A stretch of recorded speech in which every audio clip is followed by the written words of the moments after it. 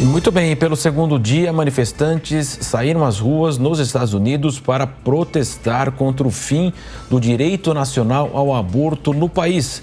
A reportagem é da Carolina Abelim. Em Boston, os manifestantes fizeram uma caminhada por ruas da cidade, com um grito de guerra: meu corpo, minha escolha e não vamos retroceder. A marcha também teve a participação de profissionais da área da saúde. Em Nova York, mais protestos.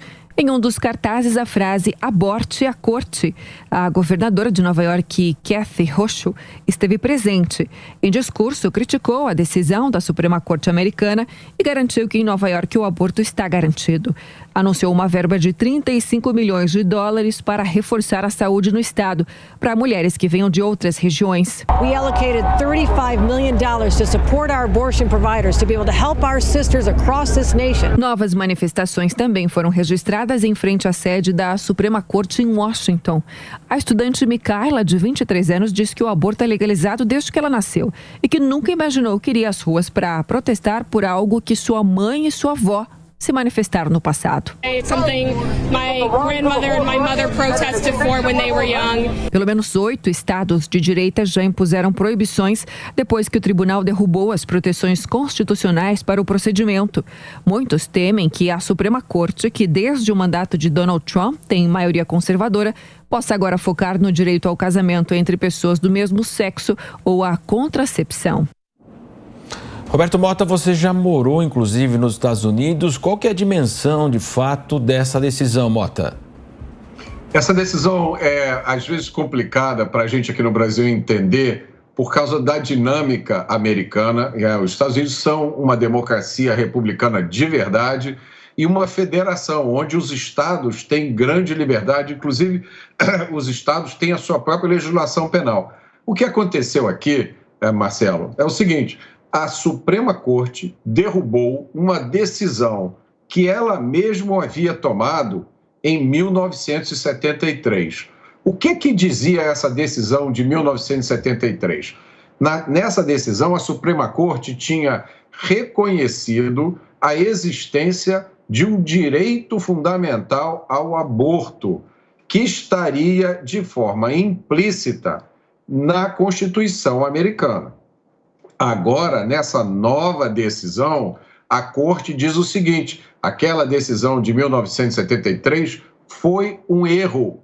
Não existe na Constituição americana nenhum direito fundamental ao aborto.